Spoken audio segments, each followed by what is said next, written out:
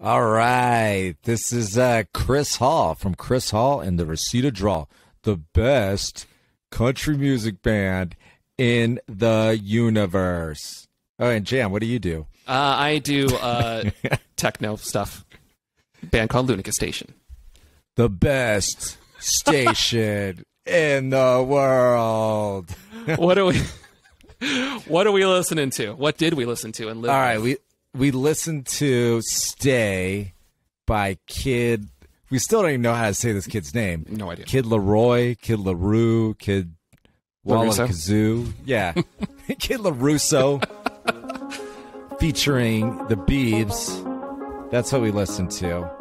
And last week, our first impressions. What did you say your first impression was? I don't mind it now, upon first impression. Oh my gosh. My first impression was that this sounded exactly like that song that the Biebs did with Usher in 2011, that Somebody to Love song. And that's kind of all I thought the first time I heard it. What about you? I like it. Well, I mean, yeah, and we should kind of cover that because I kind of feel like, yeah, music 10 years ago and now is the exact same. Although, I mean, there's some things that, like, I say that. I love it when somebody does that. It's exactly the same, but let me throw this caveat how it's totally different, you know? It still counts. Right. But I mean, there's like genres I think that have changed. I think we got a song coming up, that one with I forget that one lady who's talking about Big D energy. That's Big Energy by Lotto. Yeah. So I mean, it's a lot to talk about with that. That'll be next week. Look at that. Already plugging next week. Not even a minute into this week, and you guys are like, "Will you just get to the song already?" But yeah. So I mean, so you thought it was all right. I mean, are there any? I guess I'll just tell you what I liked about it. Yeah. What was your initial thought? Like the second you started hearing it, like what did you think? I really liked it. I liked that it was really upbeat. It was, fast paced. I loved it. It opens up with this like kind of synth, like arpeggio thing going, and I really liked that. It was really like reminiscent of like 80s, but like with good technology, and then it went to the song, and then it was like fast paced, and then like the dude, the guy who's singing, he's kind of like not a good singer really, and they auto-tuned the hell out of him. But I didn't, I thought that was cool. I thought like it kind of gave it like a good energy. I think what the heck does he say in the beginning? Oh yeah, something like I get drunk, something to do. I'm like, okay, that's kind of punk. I'm kind of liking it. Sure, yeah. And then I really liked, when they use the auto-tune as like kind of an instrument, like, they're like, I want you to stay, and it goes like super high, I mean, I like that, so, and then when you get to, it's only like a 2-minute song, right? So it's like, you don't have time to hate it, you're just like, by the time you're like, I hate this song, it's already over. So it's great. It's perfect. 2 minutes. I don't know. What did you? What were your thoughts? Anything that I said, like, were you like, oh, I like that too, or no, that was lame? Give me something. What'd you think? I've always said, my saying forever has been, the best thing about punk music is that if you don't like the song, it's going to be over in 90 seconds anyway. So you might as well just sit through it. This song is literally 2 minutes and 22 seconds long, and I would say that that's probably its best feature because it is I thought it was very well, it's obviously very well produced. I mean, this stuff is all produced to hell by 100 people. I still have no idea who this Laroi person is, though. Oh, now here's the thing. During the song, could you tell when Biebs started singing? No, I couldn't. That's a very good point. Isn't that funny? Yeah, when I listened to it, I was like, I'm going in thinking like, oh, I don't like Biebs. I don't know who this Biebs guy is. I mean, to tell you the truth, I never really listened to Biebs. Maybe he's awesome. I don't know. But It's funny because that I feel like that is that's because of auto-tune, right? Like you can't tell who anyone is because like the auto-tune has sucked the humanity out of them. Yeah. You know? And so when Biebs comes in like Biebs only does the bridge or breakdown or whatever, like, so the other guy, he's the one who's like, more punkish, like get boo, and then Biebs, right. Biebs like comes in, he's in the,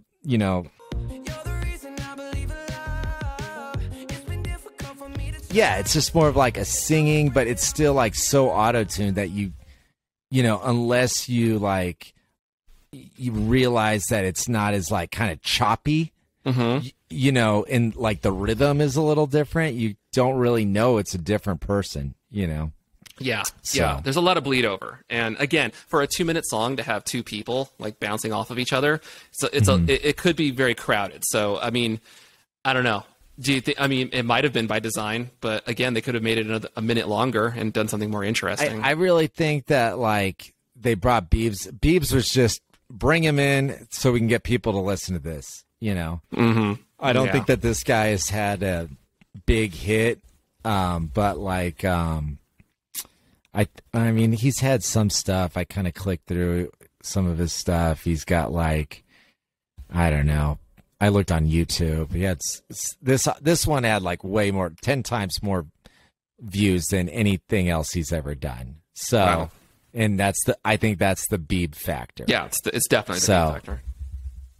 But I wonder like how this guy even swung that then. Like if he's kind of like someone that the labels have been holding back, and they're just like releasing him now. I mean, he's had some stuff. He had another song that featured somebody else.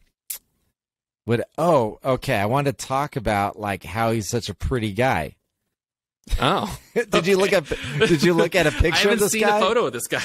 Get on Google right now. Get on there and like Google this guy. Look at how beautiful this guy is. He's like, I mean, oh my God, he looks like Hansel. Funny. He's like, wow. I mean, I was going to say Hansen. He's like Hansen meets Hansel meets, meets. I mean, his look and Justin, I mean, if you saw these two guys on the street, you'd be like, oh, these are beautiful guys. You wouldn't even know who they were because I wouldn't recognize Biebs on the street anyway. But like, I mean, Biebs and this guy kind of look the same, So they got that thing going for him.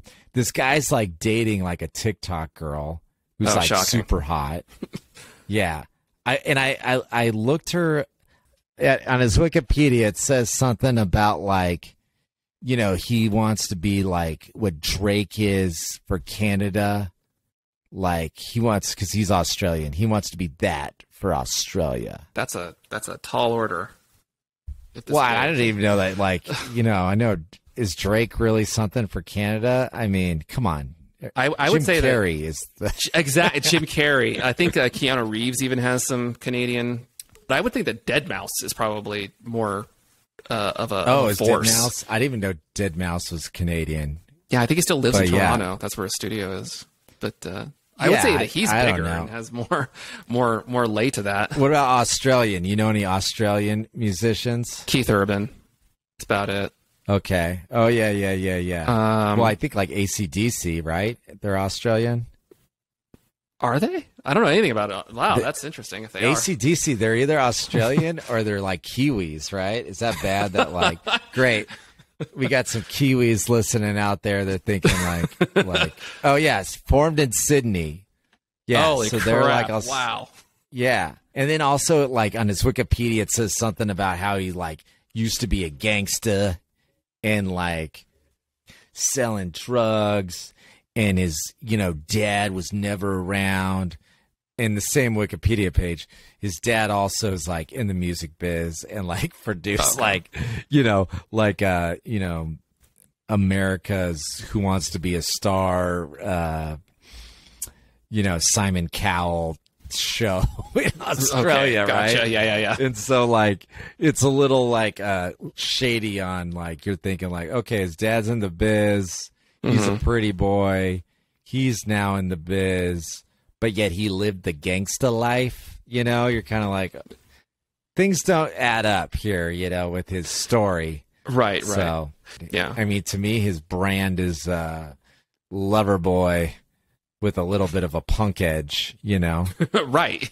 You Exactly. know, yeah, he's not Eazy-E or, you know, Snoop and Dre and whatever. Yeah. So It's we're kind of old guys. Sorry. Well, So. I mean, a guy like this, though, I mean, do you think that because of the TikTok thing, do you think he's going to be around for a while? Because, I mean, I feel like this guy is such a flash in the pan, but Yeah, he's working with Biebs. I don't think he'll be around for another. Maybe he'll be around 2 more years, then he's gone.